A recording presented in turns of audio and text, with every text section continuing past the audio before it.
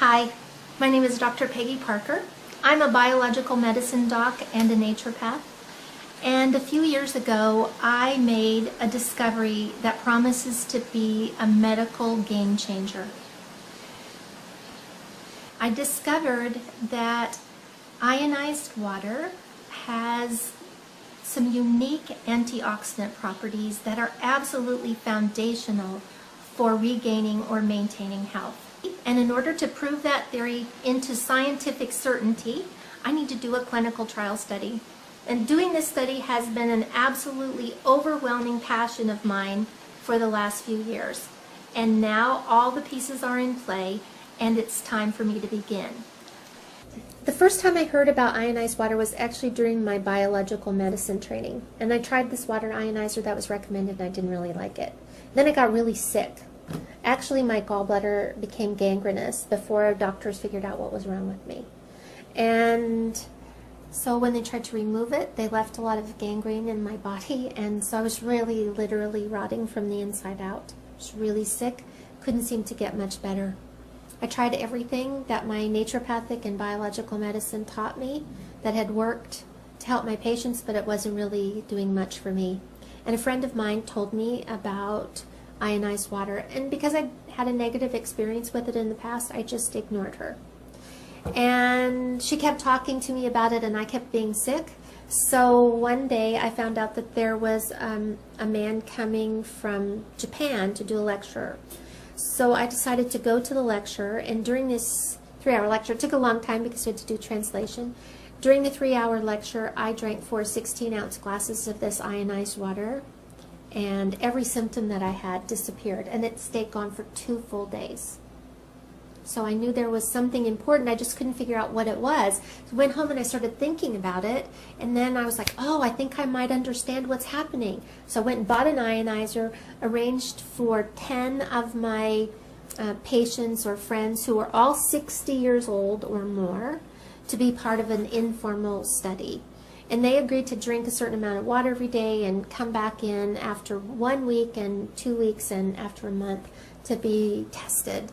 And so what I was doing is testing their blood, their urine, and their saliva, and hooking them up to some machines and kind of looking at things. Their test results were tremendously better. So it wasn't based on symptoms. What I was looking at was how minerals were being introduced into their cells, how the pH, how the cells would change pH, and how the rates of oxidation were changing.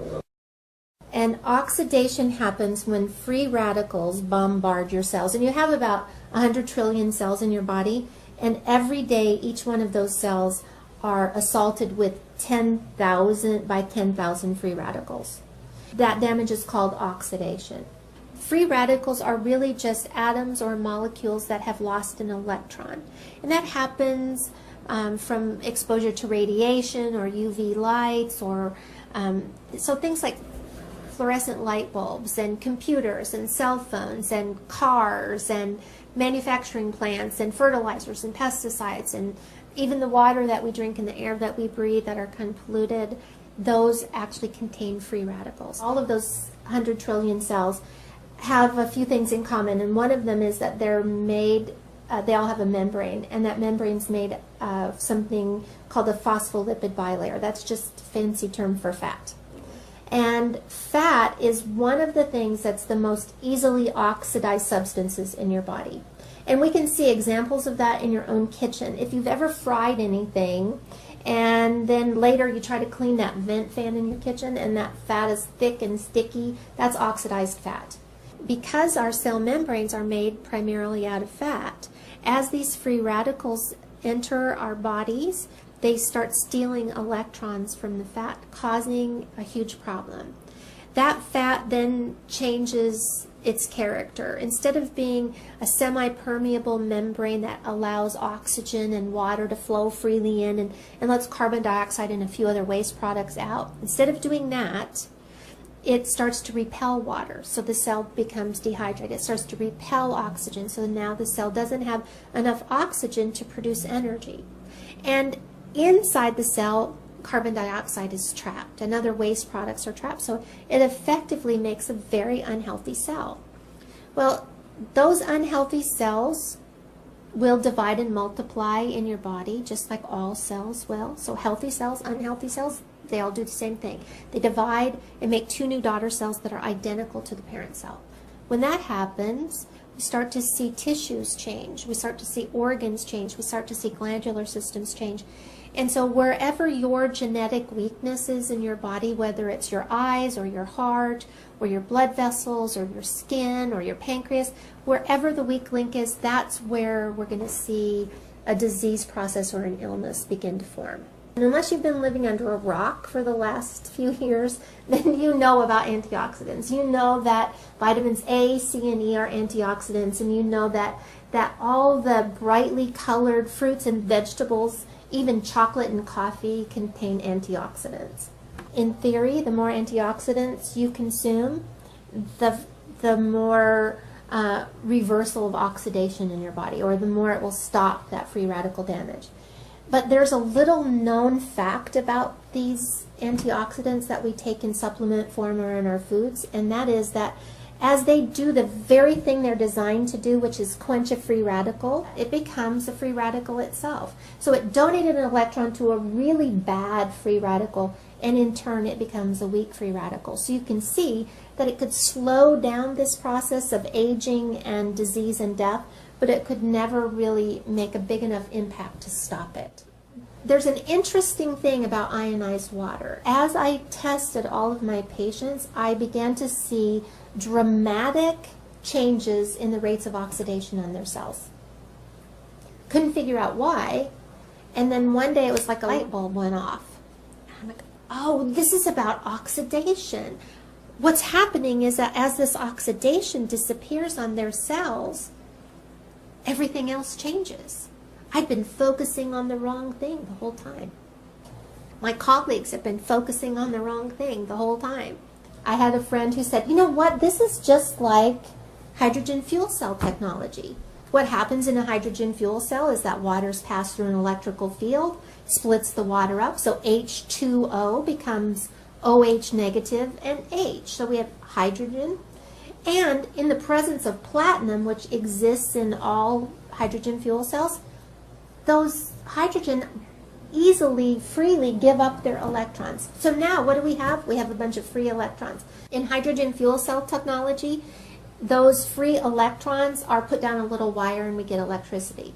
In ionized water, what happens is that those free electrons are recycled into the water. So that as we drink that water, we're actually taking in a bunch of free electrons.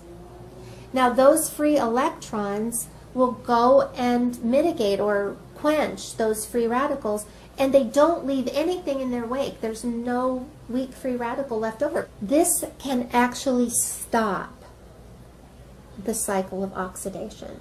Now, in the whole scheme of clinical trial studies, the end result is always that there's a product, an end product that's made, like a drug, that can be sold for billions of dollars, so it offsets the cost of the clinical trial studies. In this particular case, I don't sell anything. I'm just trying to help people be well. My very first patient that I lost was 16 years old, and it happened at a time when one of my daughters was 16 years old. This was potentially the hardest thing I've ever been through. And all I could think of was what could I have done differently? How could I have helped her? And then a few years later, I found this technology, and I realized that it was the answer to that question of what could I have done differently and how could I have helped her more. It's my passion to save the world one glass of water at a time. I know it sounds like a lofty goal, but I want to end as much disease and suffering in the world as I can, as fast as I can. I really believe this clinical trial study can be a medical game changer, but these things never happen as a result of just one person's effort. It takes so many people to accomplish a project like this. And with your support, I believe that we can move forward. I need you to help me spread the word. You can do it by emailing this video to everyone you know. Put it on your Facebook page. Pin it to your Pinterest board.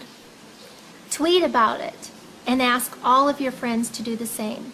because I believe that together we can pioneer a change in the health of people all around the world, one glass of water at a time. Thanks so much.